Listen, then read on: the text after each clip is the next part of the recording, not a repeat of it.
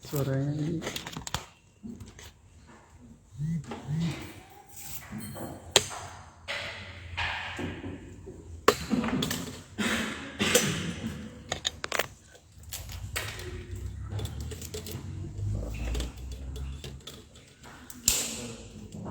Assalamualaikum. Assalamualaikum.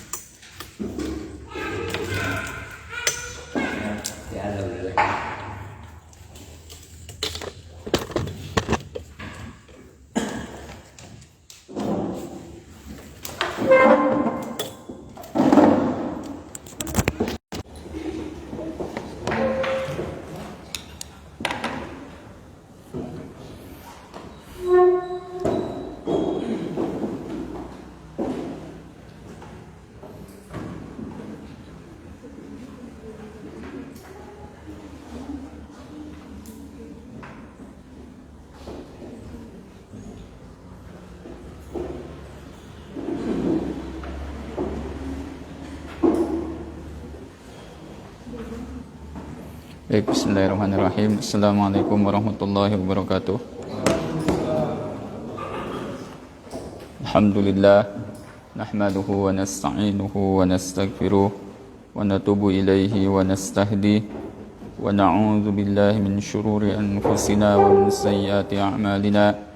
Man yahdihillahu fala mudilla lahu wa man yudlil fala hadiya lahu.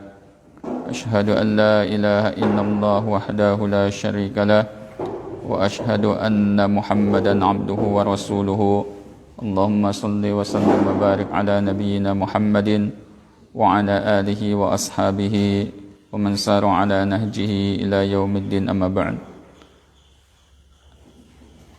Rekan-rekan semuanya yang dimuliakan Allah Subhanahu wa taala, alhamdulillah di pagi hari ini kita bisa berkumpul ya di MI Islam Madinah atau Madrasah Ibtidaiyah Islam Madinah di dalam rangka belajar bersama untuk mempelajari ilmu-ilmu agama dari dasar. Jadi kita nanti insyaallah taala akan mempelajari beberapa segmen, beberapa materi dari ilmu-ilmu agama per semester, dan sudah kami ramu materi-materinya agar nanti bisa dikuasai oleh kita semua selama 4 semester. Adapun jika ingin melanjutkan untuk lebih paham lagi, boleh nanti setelah 4 semester ada majelis yang akan kita buka insyaallah khusus untuk mendalami kitab-kitab yang digunakan oleh para ulama ya, sehingga nanti semakin hari semakin bertambah ya, kemampuan atau wawasan keilmiahan kita. Baik rekan-rekan semuanya, saya singkat saja di pembukaan ini.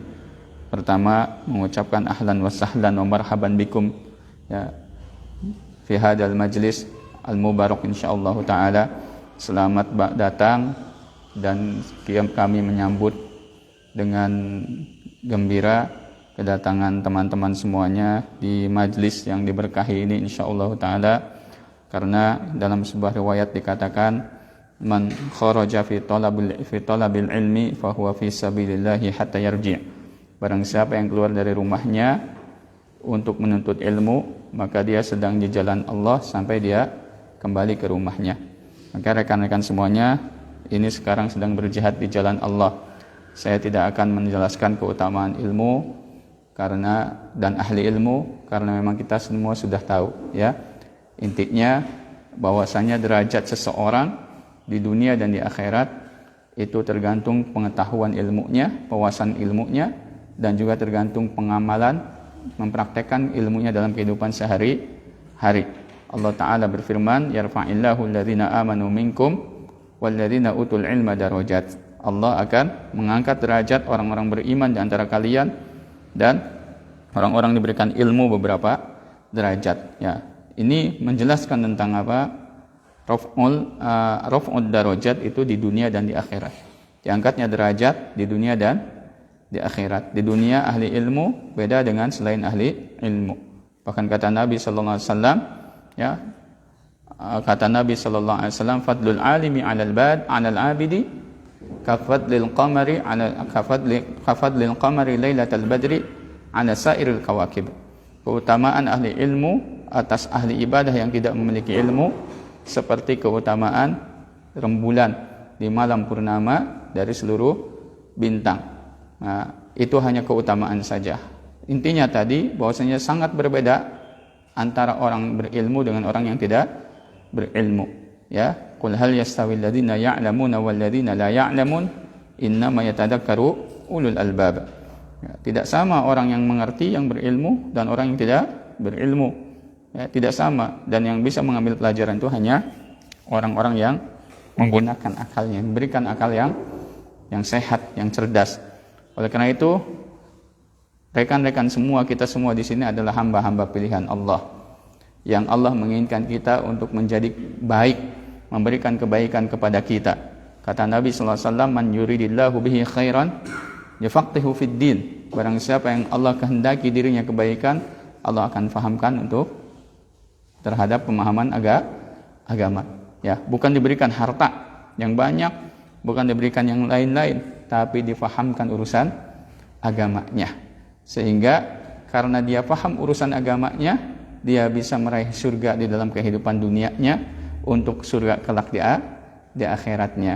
Makanya menuntut ilmu disebut salah satu jalan menuju surga. Man salaka tariqan yaltamisu bihi ilman, ya, sahalallahu lahu tariqan ilal jannah.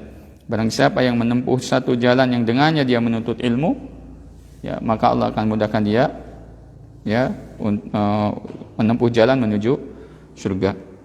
Teman-teman semuanya, saya akan memberikan sekitar waktu 10 menit ke depan, yaitu tentang etika menuntut ilmu dulu, ya. Yang pertama, etika menuntut ilmu yang harus kita tanamkan adalah apa? Al-ikhlas, ya, liwajhillahi ta'ala. Kita harus ikhlas hanya untuk mencari keridhaan Allah Subhanahu wa ta'ala. Allah Ta'ala berfirman, in wa ma umiru illa liya'budullaha mukhlishina lahuddina hunafa'a. Ya, bahwasanya mereka diperintahkan itu untuk beribadah kepada Allah Subhanahu wa taala semata, ya, dengan melaksanakan agama yang lurus. Ya, ikhlas ini penting sekali. Maka kita datang ke sini semuanya pertama dasari niat kita karena Allah. Kemudian juga harus dibarengi ingin mengangkat kebodohan dari diri kita. Ya, kemudian juga kita harus meniatkan dalam diri kita, yaitu ingin beribadah kepada Allah Subhanahu wa taala, mendekatkan diri kepada Allah Subhanahu wa taala. Ya, dan masih banyak yang lain. Intinya yang terakhir adalah kita menuntut ilmu agar kita bisa takut kepada Allah Subhanahu wa taala, sehingga bisa mempraktekkan apa yang telah kita pelajari. Nanti di akhirat ada 3 orang yang pertama akan disidang nanti di hari kiamat, di antaranya adalah orang yang diberikan ilmu. Kata Nabi sallallahu alaihi wasallam dalam riwayat Imam Muslim, kata beliau, inna awwalan nasi yuqda yaumal qiyamati alaihi. Ya, sesungguhnya yang pertama kali, manusia yang pertama kali akan dihisab nanti, bukan dihisab, disidangkan. Ya, disidangkan perkaranya pada hari kiamat itu 3 orang. Yang pertama orang yang mati syahid. Nah, di antaranya adalah siapa? Orang yang diberikan oleh Allah ilmu. Ya, orang yang diberikan oleh Allah ilmu. Ya, yaitu warajulun ta'allamal ilma wa 'allamahu wa qara'al Qur'an. Kata Nabi SAW, yaitu seorang yang dia belajar ilmu, ya, dan dia mengajarkannya dan dia menghafal Quran. Kemudian apa? Didatangkan di hadapan Allah, fa'utiya bihi fa'arafahu ni'amahu fa'arafaha. Didatangkanlah dia di hadapan Allah dan dikenalkan nikmat-nikmatnya, dia pun tahu itu nikmatnya. Ya, dia seorang alim, dia belajar ilmu, mengajarkan ilmu, hafid Quran, ya, hafal Quran. Lalu Allah bertanya kepada dia, qala fama 'amilta fiha. Ya. Untuk apa engkau melakukan semua itu. Untuk apa engkau menuntut ilmu? Untuk apa engkau menghafal Quran? Untuk apa engkau mengajar ilmu? Kata dia apa? Ta'allamtul ilma wa 'allamtuhu wa qara'tu fikal Quran. Aku belajar ilmu dan aku mengajarkannya wahai Allah, dan aku menghafal Quran itu semua yang karenamu. Ya, lalu kata Allah apa? Allah Maha tahu kondisi hatinya. Kondisi hatinya dia menuntut ilmu, mengajar ilmu, menghafal Quran, mengajarkan Quran, itu semuanya bukan karena Allah. Maka kata Allah apa? Kadzabta, engkau dusta. Ya, kadzabta, engkau dusta, walakinnaka ta'allamtal ilma liyuqala alim. Akan tapi engkau belajar ilmu agar dikatakan seorang ahli ilmu. Jadi teman-teman sekalian, hati-hati kita niat ya. Hati-hati kita niat. Jangan punya cita-cita kita belajar ilmu ingin jadi ulama. Jangan pernah. Itu mau bonus. Ya, bonus. Kita belajar ilmu, kita nuntut ilmu untuk apa? Takut kepada Allah. Ya, hari ini banyak musibah yang bukan ahli ilmu petentang petenteng kayak ahli ilmu. Sibuk di media sosial, seakan-akan dia ngerti ilmu, padahal dia nggak ngerti apa yang dia sampaikan sendiri. Ya, membahas perkara-perkara yang rumit sehingga orang menganggap dia ahli ilmu, padahal dia ruwaibidah. Rajul tafi yatakallamu fi amril ammah. Orang bodoh tapi ngomong masalah umat, masalah umum. Jangan kita tertipu oleh syaitan. Biasanya kita ditipu oleh syaitan di tahap-tahap menuntut ilmu. Merasa apa? Itu sedang apa? Sedang euforia. Seneng. Wah, ini tahu mana yang halal, mana yang haram. Ya, tidak tahu kadar dirinya. Tidak tahu kadar dirinya. Akhirnya keikhlasannya hilang. Dia menuntut ilmu hanya untuk saling bantah satu sama lain, ya. Saling mencela satu sama lain, tidak seperti itu. Allah Maha tahu niat kita. Allah Maha tahu apa yang ada di dalam hati kita. Ya'lamu kha'inatal a'yun wa ma tukhfis sudur. Allah mengetahui mata yang berkhianat, dan Allah mengetahui apa yang ada di dalam dada kita. La yakhfa 'alaihi syai'un fil ardi wala fis sama'. Tidak tersembunyi sedikit pun di langit dan di bumi ini atas Allah Subhanahu wa ta'ala. Nih orang yang nuntut ilmu. Kata Allah, kadzabta, engkau dusta. Engkau belajar ilmu untuk dikatakan alim. Engkau belajar itu untuk dikatakan alim. Wa qara'tal Qur'an liqala huwa qari. Dan engkau menghafal Quran agar dikatakan qari, ahli Quran. Akhirnya apa? Dia faqad qila, dan sungguh engkau telah disebut sebagai ulama, disebut sebagai ahli Quran.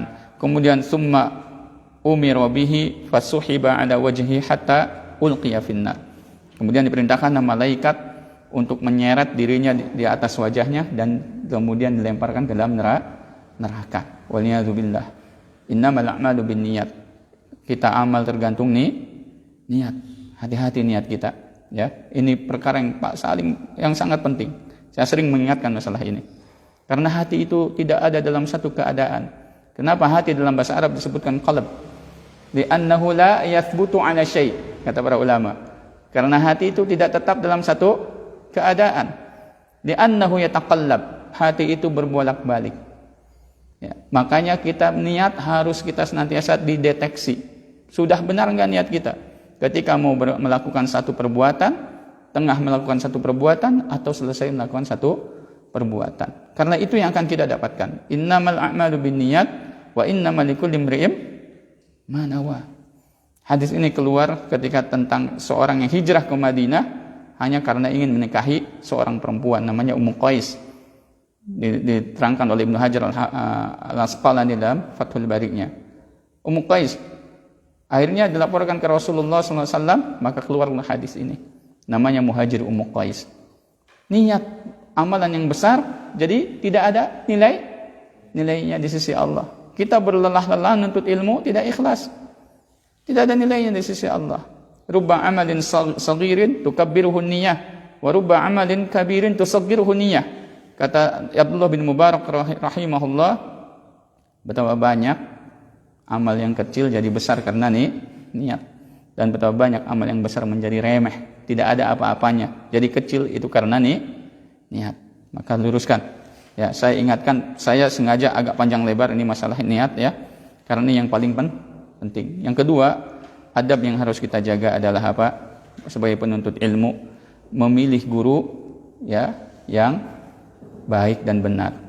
Ya, jangan sembarangan memilih guru. Cari guru yang memang ahli dalam bidangnya. Bukan cari guru yang kita senengin aja. Ya, di antara musibah kita menuntut ilmu itu nyari gurunya yang disenengin sama dirinya. Oh, saya senang yang ini. Bagus. Tapi kalau tidak ahli, ya, antara orang yang pandai ceramah dengan orang yang ahli ilmu itu beda. Ada ahli ilmu yang memang pandai ceramah, pandai menyampaikan materi. Ada memang orang ahli ilmu yang tidak pandai menyampaikan materi. Ya, maksudnya hanya penyampaiannya saja, tapi ilmunya banyak. Nah, cari kepada ahlinya. Jangan cari kepada yang bukan ahlinya. Kemudian sifat guru yang kita cari ambil ilmunya juga adalah guru yang menjaga dirinya dari perbuatan dosa dan maksiat. Ya. Imam As-Suyuti dalam Kawakibus Sati' itu meriwayatkan apa? Membawakan kesepakatan para ulama bahwasanya orang yang sengaja berbuat dosa besar dan dia tahu dia itu haram tapi dia melakukannya, maka ditolak riwayatnya. Tidak boleh diambil ilmunya. Ya, kenapa? Ilmu itu agama. Maka kita harus paham dari mana agama kita mengambilnya. Ya, kata Abdullah bin Mubarak, kata Muhammad bin Sirin, mohon maaf, inna hadal ilma dinun. Maksud inna hadal ilma dinun ini hadis. Ini ada di muqaddimah Sahih Muslim. Sesungguhnya ilmu ini, yaitu hadis ini, diterangkan oleh Imam At-Tirmidzi dalam Syama'il Muhammadiyahnya di hadis yang terakhir. Inna hadal haditha ilmun. Sesungguhnya hadis ini adalah ilmu. Ya, fanzuru amman ta'khuduna dinakum. Maka perhatikan oleh kalian, dari siapa kalian mengambil ilmu kalian.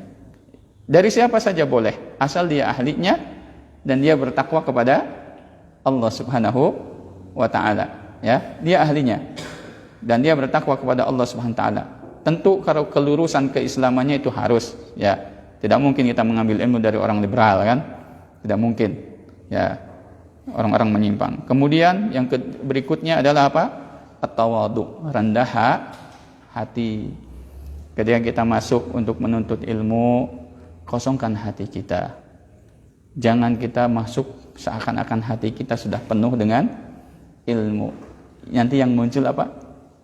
Sombong. Yang muncul sombong. Ya. Yang muncul sombong di zaman Imam Ahmad, jemaah sekalian, ada seorang ahli nahwu. Dia ahli nahwu, ahli bahasa Arab. Itu selama 40 tahun duduk di majelisnya Imam Ahmad. 40 tahun duduk belajar di majelisnya Imam Ahmad, ahli nahwu. Ya. Ahli tata bahasa Arab. Kita baru selesai ini, nanti dulu seluguh nih. Ini kalau tamat, Bu, Pak, ya, teman-teman sekalian, ini kalau tamat jilid 1 saja. Ikuti dengan baik, runut, nanti terangkan nahwunya di sini, ya, sama ustadznya. Ya, nanti ada belajar shalop lagi, insyaallah 6 bulan Bapak bisa baca kitab. Ya, asal rajin, ya, insyaallah bisa baca kitab. Yang gundul lah, ya, jangan yang gondrong semua juga bisa. Ya, yang kitabnya sudah dibawa ke barbershop, ya, sudah dipotong gundul. Jadi yang apa? Yang kedua, at-tawadhu, rendah hati. Kata Nabi sallallahu alaihi wasallam, "Ma tawadhu'a ahadun lillah illa rafa'ahu Allah." Tidaklah seorang itu tawadhu, rendah hati karena Allah, Allah akan angkat derajatnya. Bisa jadi sulitnya ilmu masuk kepada diri kita tidak rendah hati. Apalagi di hadapan guru. Di hadapan guru itu harus rendah hati. Hormati guru kita. Nah, saking rendah hatinya dulu Zaid bin Thabit, ya, ketika bertemu dengan Abdullah bin Abbas radhiyallahu anhuma, maka Zaid bin Thabit ini mengatakan kepada Abdullah bin Abbas radhiyallahu anhuma, keduanya saat itu bertemu, Zaid bin Thabit ini sedang mengendarai kendaraan. Ya, raqiba Zaid bin Thabitin fa akhadha Ibnu Abbasin ya birukabihi. Jadi Zaid bin Thabit mengendarai, ya, sedang naik kendaraan dan mengajak Abdullah bin Abbas untuk naik kendaraannya. Faqala, maka Zaid bin Thabit ini menyuruh ke Ibnu Abbas, suruh mendekat. Ya, mendekatlah engkau Abdullah bin Abbas. Ya, kemudian Zaid bin Thabit ini memperlakukan Ibnu Abbas dengan sebaik-baiknya. Ya, dengan sebaik-baiknya. Padahal Ibnu Abbas itu umurnya jauh lebih muda. Lalu Zaid bin Thabit ini mengatakan kepada Ibnu Abbas, hakada amarona an naf'ala bi ulama'ina. Demikianlah kami diperintahkan untuk memperlakukan ulama kami seperti ini. Seperti inilah kami diperintahkan untuk memperlakukan para ulama kami, dihormati, ya. Kemudian faqala Zaid, lalu Zaid pun berkata kepada Ibnu Abbas, arini yadak, wahai Ibnu Abbas, ya, maka sini berikan kamu tanganmu kepadaku, perlihatkan tanganmu kepadaku. Zaid bin Thabit ini katibnya Rasulullah, sekretarisnya Rasulullah SAW. Wahyu turun, tulis Zaid bin Thabit. Nah, dan yang paling pemimpin katib, para katib, pemimpinnya para sekretaris Rasulullah SAW. Makanya ketika zaman Utsman radhiyallahu an, ketika Al-Quran mau dibukukan, maka Zaid bin Thabit ini jadi ketua panitianya, karena beliau yang ahli Qurannya. Tapi lihat adabnya terhadap Abdullah bin Abbas, etikanya. Karena Abdullah bin Abbas itu gurunya, ahli ilmu, ya, ahli ilmu. Akhirnya kata Zaid bin Thabit, arini yadak, perlihatkanlah tanganmu kepadaku wahai Ibnu Abbas. Fa akhrajaha, lalu Ibnu Abbas mengeluarkannya. Wa qala, dan dia kemudian faqabbalaha. Lalu Zaid pun mencium tangan Ibnu Abbas. Umurnya 2 kali lipat di atas Ibnu Abbas, tapi menghormati gurunya, rendah hati di hadapan gurunya, maka dicium tangannya Abdullah bin Abbas.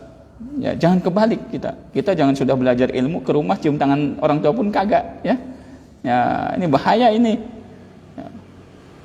Enggak menghormati orang tuanya, padahal itu disunnahkan. Wa qala, dan kemudian Zaid bin Thabit berkata, hakada amarona an naf'ala bi ahli baiti nabiyina sallallahu alaihi wasallam. Ya, jadi tadi Ibnu Abbas menghormati Zaid bin Thabit, kemudian Zaid bin Thabit juga tahu Ibnu Abbas ahli ilmu, ya, dihormati juga. Kemudian mengatakan ke bin Thabit, demikianlah kami diperintahkan untuk memuliakan ahli bait, keluarganya Rasulullah sallallahu alaihi wasallam. Kan ahli bait itu adalah keluarganya Abdul Muttalib, ya. Keluarganya Abdul Muttalib itu ahli bait. Baik, kita lanjutkan. Yang berikutnya, etika adalah apa? As-sabru. Waalaikumsalam warahmatullahi.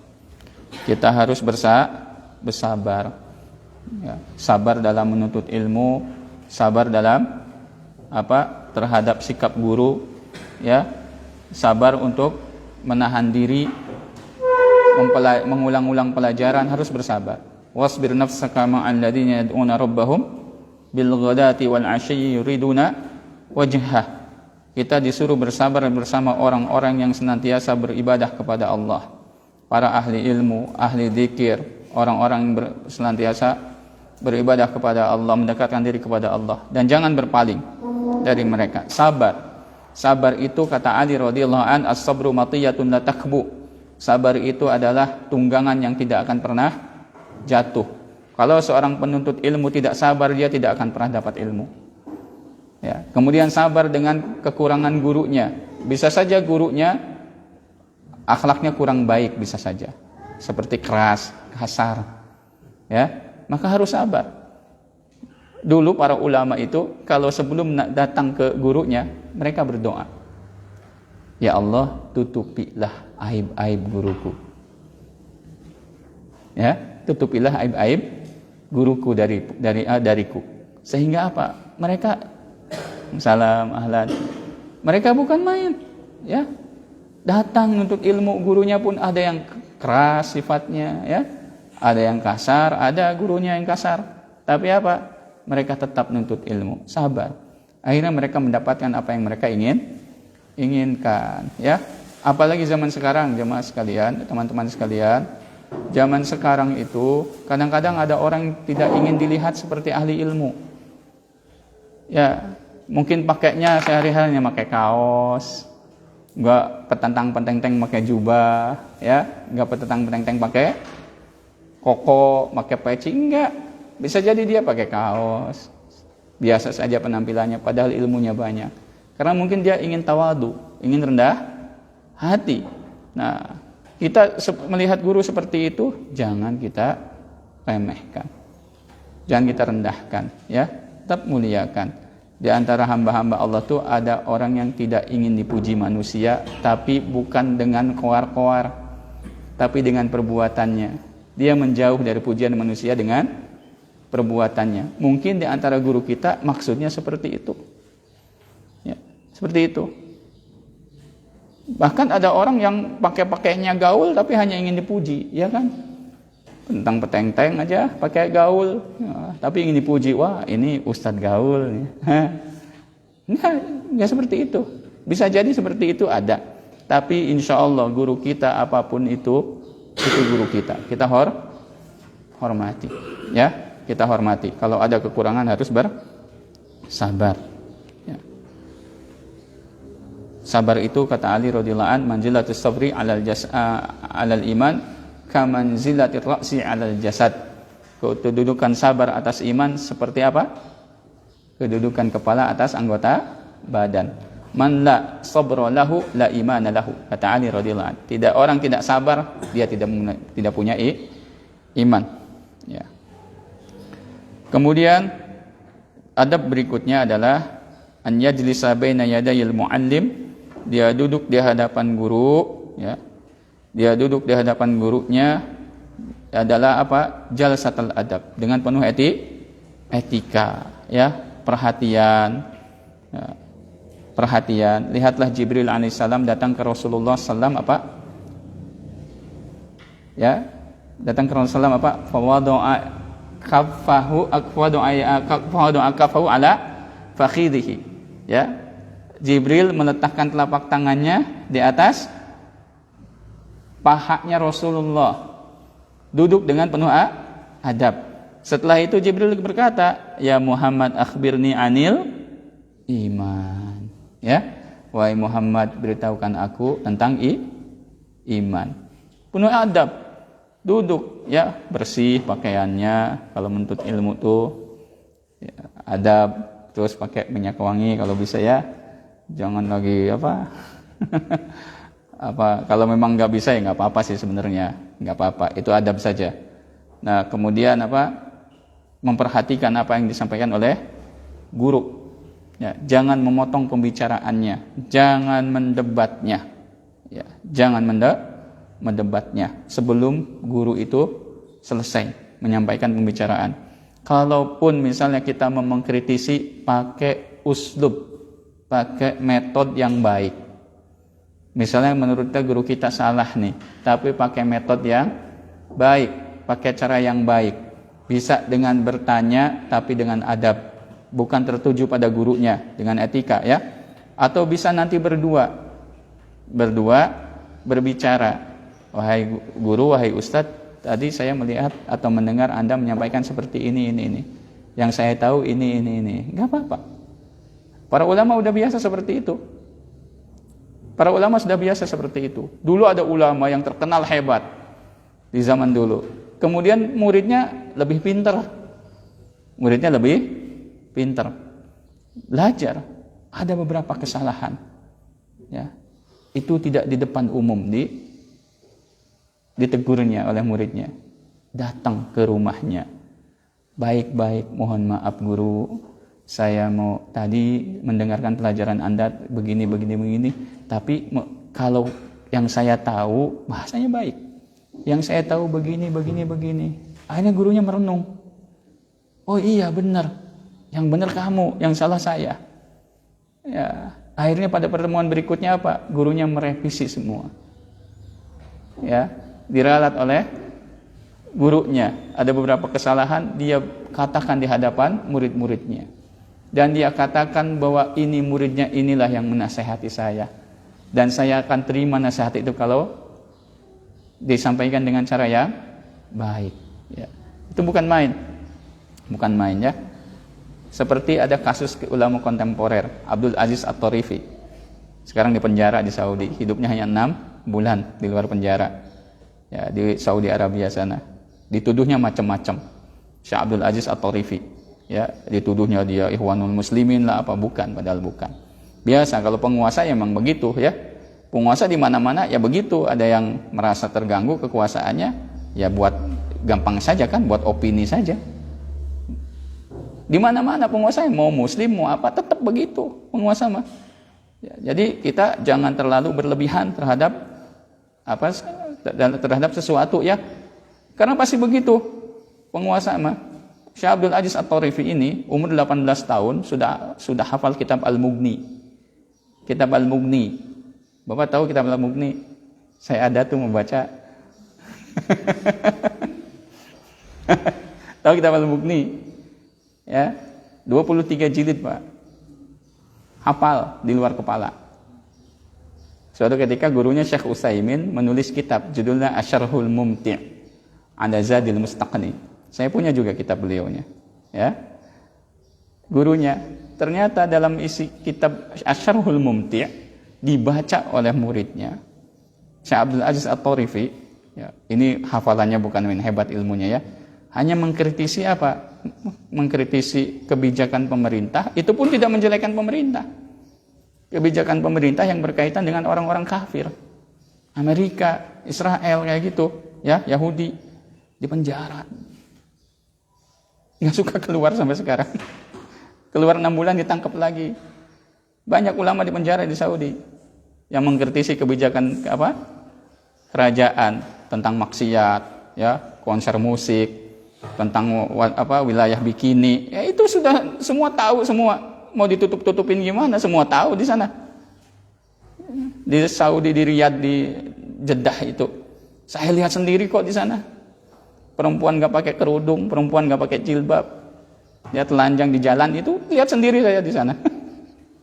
Ya nggak aneh. Itu nggak aneh. Ya.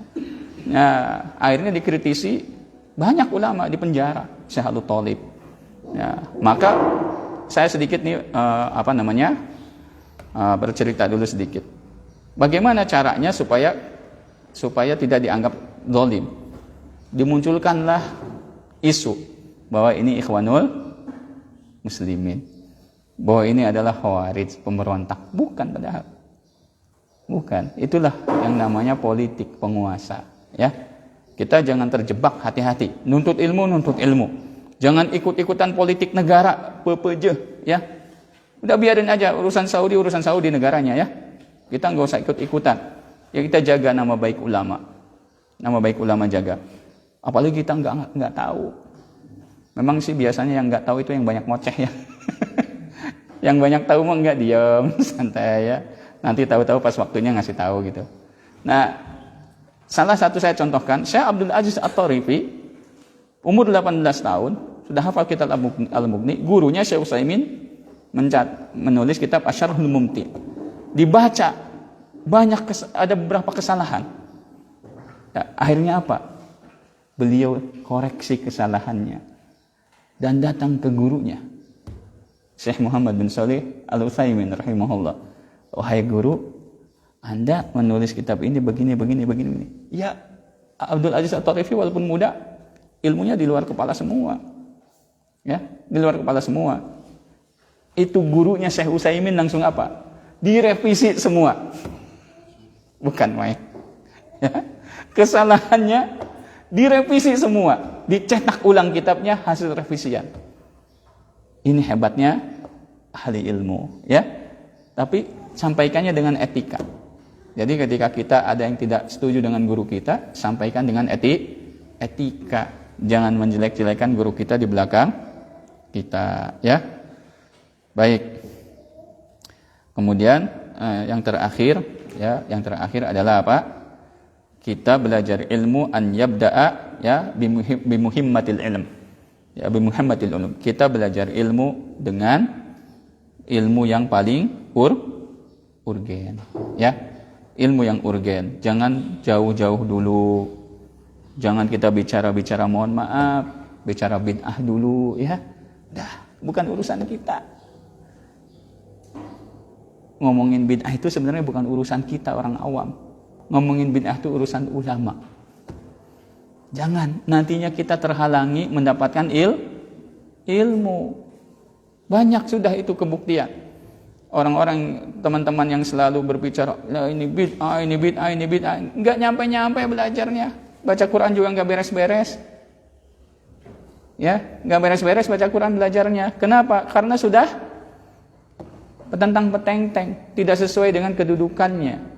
Kita dari dasar dulu, yang paling urgen, bimuhimmatil ulum, ya, dengan ilmu-ilmu yang urgen. Dasar-dasar akidah, dasar-dasar bahasa Arab dulu. Karena semua juga ada perjalanannya, ya. Gunung saja ada kakinya, nggak bisa kita langsung naik gunung, betul tidak? Ya, ada tahapannya, itu yang harus kita proses, ya. Tahapan itu yang harus kita tempuh. Pak, nih jamaah teman-teman, ini sirah, ini Durusulullah bahasa Arab, ini gontor Durusulullahnya ya. Sengaja kita ambil yang mudah, gontor. Karena apa? Kalau Durusulullahnya Madinah, ya, itu kemungkinan dipakainya untuk di Madinah. Ini lebih mudah karena lebih banyak contoh, lebih banyak aplikasinya. Tuh, Durusulullahnya. Nah, ini Bidayatul Thoriq tulisan Ustadz Iskandar ini. Ini nasr dari kitab Urjujah Mi'iyah. Tadinya saya yang akan mengajar Al-Urjujah Mi'iyahnya ya. Tapi itu masih bait syair. Jadi khawatir teman-teman nggak bisa mengikuti ya. Sama Ustadz Iskandar dibuat nasr seperti ini. Ya, dibuat nasr tahapan-tahapannya. Nah, ini tulisan beliau, Ustadz Iskandar. Nah, ini buku ini kecil, Pak. Bidayatul Thoriq, permulaan jalan. Jadi ketika teman-teman semuanya udah tamat ini dan tamat ini, jangan merasa sudah pintar, ya. Jangan merasa sudah pintar. Ada lagi nih nanti naik. Nanti akan naik lagi ya. Jangan merasa sudah pintar. Urjujah Mi'iyah itu 100 bait dihafal sehari juga hafal. Ya, sehari juga hafal. Saya menghafal Urjujah Mi'iyah itu 1 jam 25 bait. Ya, 1 jam 25 bait menghafal Urjujah Mi'iyah. Ini dasar. Banyak lagi kitab sirah ya. Besar, ya. Kita aja ngaji sama lamanya bukan main ya, Baju ya. Lamanya bukan main. Nah, jadi jangan merasa nanti sudah tamat ini sudah merasa pintar ilmunya, ya. Tetap belajar. Ada tahapan-tahapan. Nah, 4 semester ini adalah yang akan kita lalui, insya Allah ini permulaan. Nanti ilmu-ilmu yang mendalamnya nanti setelah 4 semester. Setelah teman-teman semuanya menguasai ini semua, kita akan sodorkan, ya, ilmu bagaimana usul fikih yang dalam, tentang qawaid fikih yang dalam, ya, tentang ilmu-ilmu Al-Quran yang dalam kita akan sodorkan. Itu pun kalau programnya kita lanjutkan, insya Allah. Nah, ini amsilah tasrifiyah. Nah, yang gede-gedenya enggak diajarin di kita ya, insya Allah. Nah, itu saja teman-teman semuanya. Mudah-mudahan bermanfaat, terutama untuk diri saya sendiri, dan kita akan mulai nanti pelajarannya, dan mohon diikuti ya dengan sebaik-baiknya. Semangat, jangan semangat kayak ulah obor baralakeun, ya. Ulah obor baralakeun diduruk langsung habis. Jadi semangat kita harus kita jaga. Jangan menggebu-gebu, nanti di tengah jalan habis tenaga. Santai saja, tapi semangat, ya. Semangat dan banyak berdoa kepada Allah untuk membukakan hati kita dan akal kita untuk menerima ilmu. Ya, banyak berdoa kepada Allah karena Allah semua yang menentukannya. Wallahu a'lam bishawab. Wassallallahu ala nabiyyina Muhammadin wa ala alihi wa ashabihi ajma'in. Wa akhiru da'wana anil hamdulillahi rabbil alamin. Wassalamualaikum warahmatullahi wabarakatuh.